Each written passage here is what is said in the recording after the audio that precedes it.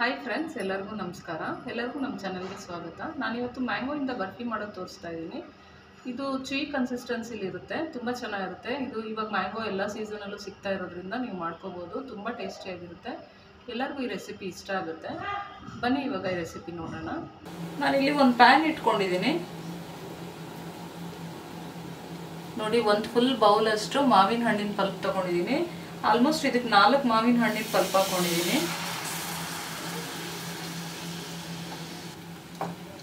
ಇದನ್ನ ನೀವು ರುಬ್ಬಿ ಬೇಕಾದ್ರೂ ಹಾಕೋಬಹುದು, ಫೈನ್ ಆಗಿ ಪೇಸ್ಟ್ ಮಾಡಿ ಬೇಕಾದ್ರೂ ಹಾಕೋಬಹುದು. ನಾವ್ ಇದನ್ನ ಬೇಯಿಸ್ತಾ ಏನಾಗುತ್ತೆ, ಇದೆಲ್ಲ ಪಲ್ಪ್ ಎಲ್ಲ ಕ್ಲೀನ್ ಆಗಿ ಸ್ಮ್ಯಾಶ್ ಆಗ್ಬಿಡುತ್ತೆ. ಅದೇನೆ 1 ಕಪ್ ಅಷ್ಟು ಮಾವಿನ ಹಣ್ಣು ಹಾಕೊಂಡ್ರೆ ಅರ್ಧ ಕಪ್ನಷ್ಟು ಹಾಲಿನ ಪುಡಿ ಹಾಕೋಬೇಕು. ಇದೆರಡನ್ನು ಚೆನ್ನಾಗಿ ಮಿಕ್ಸ್ ಮಾಡ್ಕೊಳ್ಳೋಣ.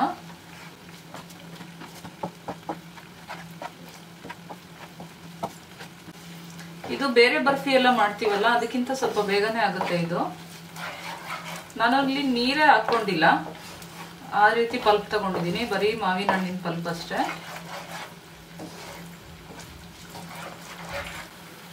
ನಾನಿಲ್ಲಿ 1/4 ಕಪ್ನಷ್ಟು ಸಕ್ಕರೆ ಹಾಕ್ತಿದ್ದೀನಿ. ಸಕ್ಕರೆ ನೋಡ್ಕೊಳ್ಳಿ, ನಿಮ್ ರುಚಿಗೆ ಬೇಕಾದಷ್ಟು ಹಾಕೊಳ್ಳಿ. ಮಾವಿನ ಹಣ್ಣು ತುಂಬಾ ಸ್ವೀಟ್ ಆಗಿದ್ರೆ ಸಕ್ಕರೆ ಸ್ವಲ್ಪ ಕಡಿಮೆ ಇಡ್ಸುತ್ತೆ, ಸ್ವಲ್ಪ ಸ್ವೀಟ್ ಕಡಿಮೆ ಇದ್ರೆ ಸಕ್ಕರೆ ಸ್ವಲ್ಪ ಜಾಸ್ತಿ ಇಡ್ಸುತ್ತೆ. ನೋಡಿ ಹಾಕೊಳ್ಳಿ.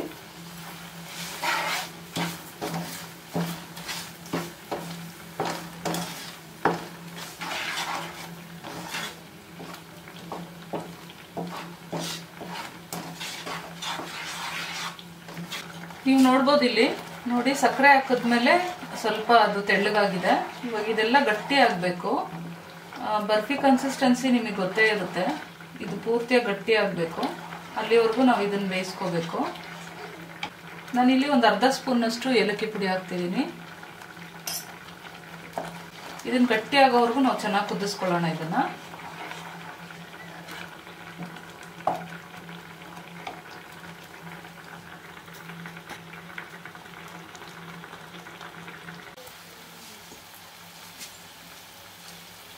ನೋಡಿ, ಇದು ಆಲ್ಮೋಸ್ಟ್ ಗಟ್ಟಿ ಆಗ್ತಾ ಬಂದಿದೆ. ಇನ್ನೊಂದು 5-10 ನಿಮಿಷ ತಗೊಳುತ್ತೆ ಇದಷ್ಟೇ. ಈ ಟೈಮ್ನಲ್ಲಿ 1 ಸ್ಪೂನ್ನಷ್ಟು ತುಪ್ಪ ಹಾಕೊಳ್ಳೋಣ. ಇದಕ್ಕೆ ತುಪ್ಪ ಏನು ಜಾಸ್ತಿ ಇಡ್ಸಲ್ಲ, 1-2 ಸ್ಪೂನ್ ಹಾಕೊಂಡ್ರೆ ಸಾಕಾಗುತ್ತೆ. ಇವಾಗ 1 ಸ್ಪೂನ್ ಹಾಕಿದ್ದೀನಿ, ಆಮೇಲೆ ಇನ್ನೊಂದು ಸ್ಪೂನ್ ಹಾಕೊಳ್ತೀನಿ.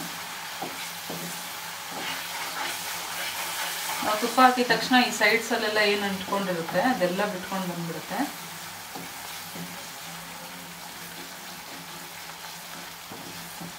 ನಿಮಗೆ ಹಲ್ವಾ ಥರ ಬೇಕು ಅಂದರೆ ಇದು ಇಷ್ಟರಲ್ಲೇ ಆಫ್ ಮಾಡ್ಕೋಬೇಕು ನೀವು. ಆವಾಗ ಸ್ಪೂನಲ್ಲಿ ತಿನ್ನೋ ಥರ ಹಲ್ವಾ ಥರ ಚೆನ್ನಾಗಿರುತ್ತೆ. ಇದು ಟೇಸ್ಟ್ ತುಂಬ ಚೆನ್ನಾಗಿರುತ್ತೆ. ಇಲ್ಲ ನಿಮಗೆ ಕಟ್ ಮಾಡೋ ಥರ ಬೇಕು ಹಲ್ವಾ ಅಂತ ಅಂದರೆ ಬರ್ಫಿ ಥರ, ನೀವು ಆ ಥರ ಮಾಡ್ಕೋಬೇಕು. ಇನ್ನೊಂದು ಸ್ವಲ್ಪ ಗಟ್ಟಿಯಾಗೋವರೆಗೂ ಬಿಟ್ಕೋಬೇಕು. ಆವಾಗ ಕಟ್ ಮಾಡೋ ಥರ ಬರುತ್ತೆ.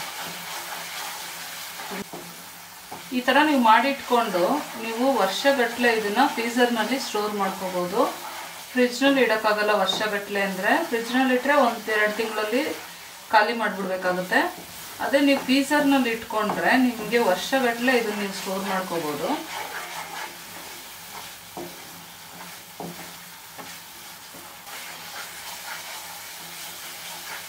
ಇದೊಂದು ಸ್ವಲ್ಪ ಗಟ್ಟಿ ಆಗಬೇಕಿದು. ಇನ್ನೊಂದು 5 ನಿಮಿಷ ತಗೊಳುತ್ತೆ. ನೋಡಿ, ಇವಾಗ ಆಲ್ಮೋಸ್ಟ್ ಗಟ್ಟಿ ಆಗಿದೆ ಇದು. ಇವಾಗ ನಾವು ಈ ಥರ ತಿರ್ಗಿಸೋಕ್ಕಾಗಲ್ಲ. ಇದು ಈ ಥರ ಮಾಡ್ಕೋಬೇಕು ನಾವು. ಅಂದರೆ ಒಂದೆತ್ತಿ ಹಿಂಗೆ ಮೇಲೆ ಮೇಲೆ ಆಗ್ತಾ ಇದ್ರೆ, ಇಲ್ಲಾಂದರೆ ತಳದಲ್ಲಿರೋದೆಲ್ಲ ಏನಾಗುತ್ತೆ, ಬ್ರೌನ್ ಕಲರ್ ಆಗಿಬಿಡುತ್ತೆ, ಕಲರ್ ಚೇಂಜ್ ಆಗಿಬಿಡುತ್ತೆ.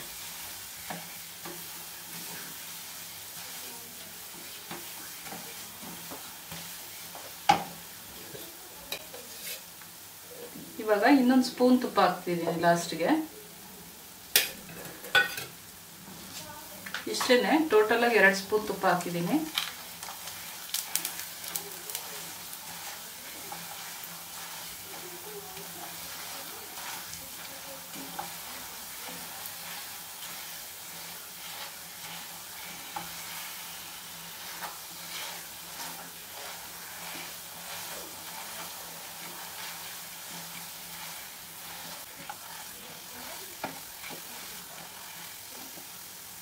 ನೋಡ್ತಾ ಇದ್ದೀರಲ್ಲ ನಾನು ಯಾವ ಥರ ತಿರುಗಿಸ್ತಾ ಇದ್ದೀನಿ ಅಂತ.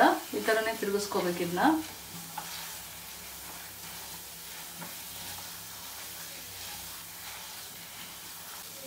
ನೋಡಿ ಇವಾಗ ಇದಾಗಿದೆ. ನಾನು ಇದನ್ನ ಸ್ಟವ್ ಆಫ್ ಮಾಡ್ಕೊಳ್ತೀನಿ. ಸ್ವಲ್ಪ ತಣ್ಣಗಾದ್ಮೇಲೆ ಇದನ್ನ ಸೆಟ್ ಮಾಡ್ಕೊಳ್ಳೋಣ ಒಂದು ಪ್ಲೇಟ್ಗೆ ಹಾಕೊಂಡು.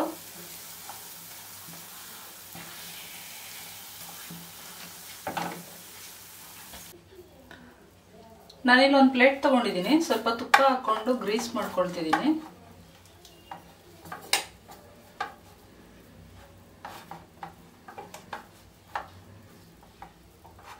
ಇವಾಗ ಇಲ್ಲಿ ಈ ಮ್ಯಾಂಗೋ ಬರ್ಫಿದು ಮಿಕ್ಸ್ಚರ್ನ ಇದಕ್ಕೆ ಹಾಕೊಂಡಿದ್ದೀನಿ.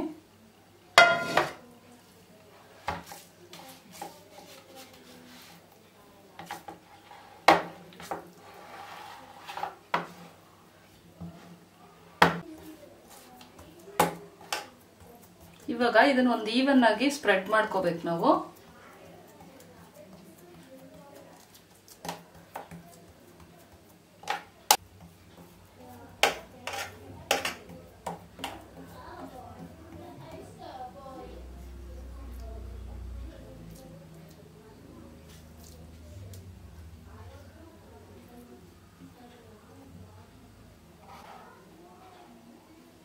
ಇದ್ರ ಮೇಲೆ ಸ್ವಲ್ಪ ಡ್ರೈ ಫ್ರೂಟ್ಸ್ ತುರಿದಿರೋದು ಹಾಕೊಳ್ತಿದ್ದೀನಿ. ಇದರಲ್ಲಿ ಬಾದಾಮಿ, ಪಿಸ್ತಾ, ಗೋಡಂಬಿ ಎಲ್ಲ ಇದೆ.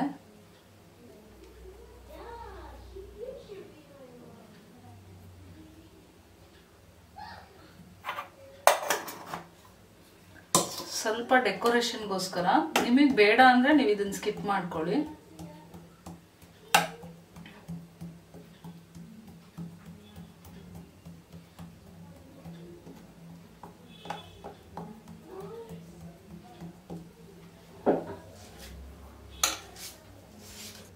ಇದನ್ನ ತಣ್ಣಗಾಗೋಗಿ ಬಿಟ್ಬಿಡೋಣ.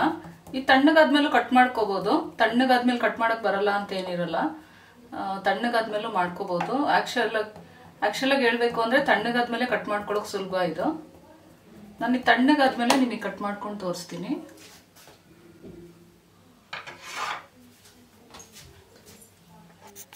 ಇವಾಗ ಸ್ವಲ್ಪ ತಣ್ಣಗಾಗಿದೆ ಇದು. ಇವಾಗ ನಾವು ಕಟ್ ಮಾಡ್ಕೊಳ್ಳೋಣ.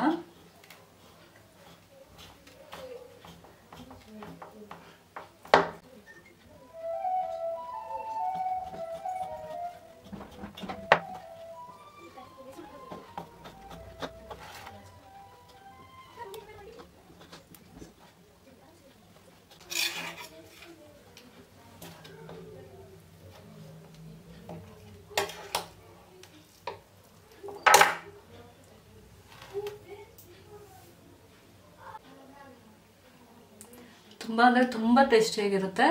ಈ ರೆಸಿಪಿ ನೀವು ಒಂದ್ಸರಿ ಟ್ರೈ ಮಾಡಿ ನೋಡಿ, ನಿಮಗೆ ಗೊತ್ತಾಗುತ್ತೆ. ತುಂಬ ಚೆನ್ನಾಗಿರುತ್ತೆ, ಎಲ್ಲರಿಗೂ ಇಷ್ಟ ಆಗುತ್ತೆ ಇದು.